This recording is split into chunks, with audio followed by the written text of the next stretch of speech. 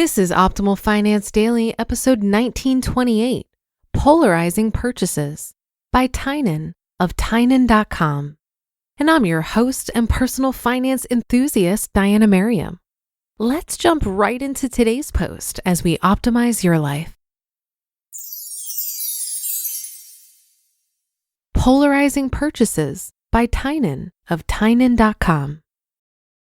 A new friend asked me how I save money for travel. I get this question a lot in different forms. How did I buy a Ducati? How can I afford not to work? People assume that because I don't have a job that I don't work. How do I travel constantly? These questions stab at the situation, but don't quite skewer the meat of the issue. A more useful question would be, how do you manage your finances such that you're able to do whatever you want? The reason this question is a lot more meaningful is because it takes into account both sides of the invisible seesaw. People notice things that I spend money on, but it's easy to ignore the things I don't spend money on. Let's dig into a few. Number 1, I don't buy clothes. I bought an $89 pair of pants last month, which replaced the single pair of pants I've owned since 2009. I have 2 t-shirts and 2 pairs of underwear. That's my wardrobe. Years ago, I went clothes shopping almost weekly, rarely leaving without at least $100 worth of clothes, usually Cavalli jeans or shirts. Even if you're not a total idiot like I was, your bottom wear budget is probably higher than $44.50 per year. Number 2, I don't buy alcohol. I'm told that most people spend hundreds of dollars per month on alcohol. I find that nearly impossible to comprehend, but so many people have corroborated it that I'm resigned to take it as fact. Number 3, I have no debt. Servicing debt makes no sense at all. If you can't afford to buy the car you want in cash, then you shouldn't buy it. It's a depreciating asset. I'd rough it on the bus for a couple months while saving money and then buy a motorcycle or $1,000 car. Number 4, I have no TV. The purchase price of the TV is mostly irrelevant, but I understand that monthly cable or satellite costs can be upwards of $100. And number 5, oh yeah, I don't pay much rent. I actually do pay for a parking spot for the RV now, but that costs me only $275 per month. These apparent occurrences of thrift clash with other ways I spend money. I pay $110 a month to be a member of a spa in San Francisco because RV showering leaves a lot to be desired. I travel nearly constantly, 10 countries in the past month, for example. I'm seriously contemplating the purchase of $1,000 headphones, and I have a nice motorcycle. In other words, I polarize my purchases. This is because I choose what to buy with value and utility in mind. Most people buy things, subconsciously at least, in order to create a coherent image of status. Think about it. A middle-class family generally has middle-class everything. Middle-class cars like Hondas or Fords. Middle-class clothes like Gap and Abercrombie. Middle-class houses. Middle-class restaurants. How can this possibly make sense? Is there some mysterious phenomenon that causes people to exclusively lap up middle-class goodness as soon as they get their first taste of it? Of course not. Devoid of any serious thought on the subject, people slide into convenient socioeconomic molds. If middle-class Marvin wants a Ferrari, he won't figure out how to buy a Ferrari. He'll think he has to raise his entire living situation up to the level that would normally count a Ferrari amongst its trappings. That's a seriously heavy ball and chain to drag around. Instead, it's better to ruthlessly cut away expenses that aren't important to you and allow yourself to spend money on things that do matter to you. That means that if necessary, you give up on the nice to haves in favor of the desperately wants. My desperately wants are mainly travel and technology. I consume in those categories far above average for my relatively low income bracket.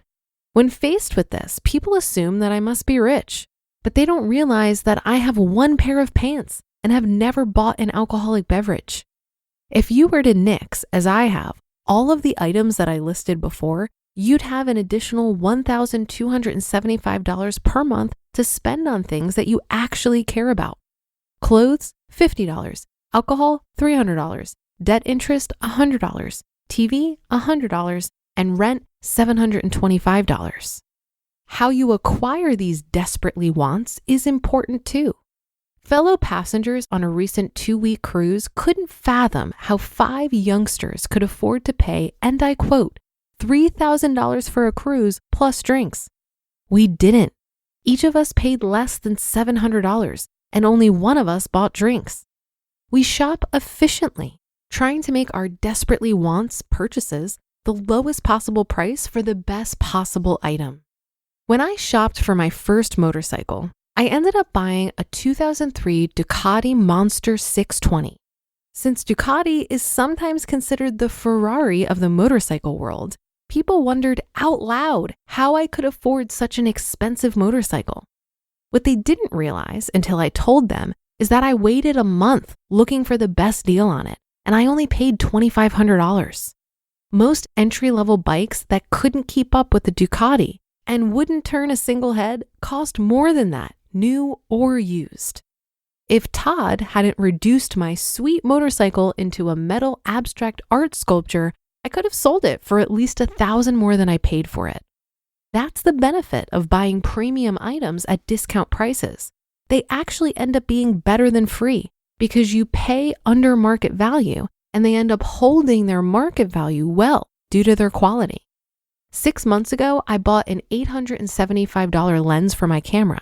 Yesterday, I sold it for $885. So to get back to the initial question, how do I manage my finances to do whatever I want?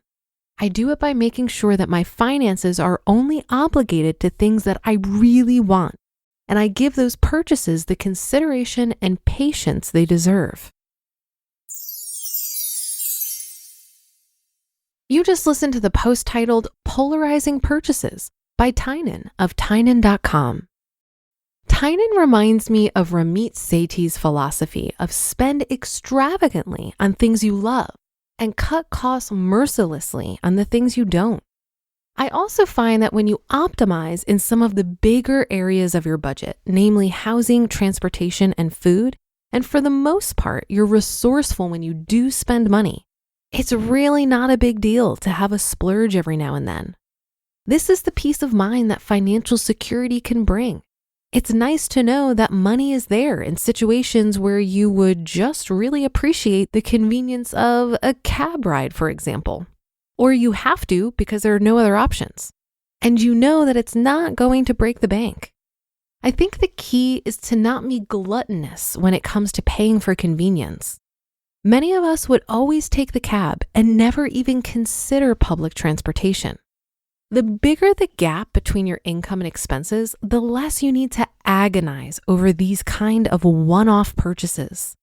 The thing that matters so much more than an expensive cab ride once in a blue moon is the things you spend money on regularly, especially your fixed costs.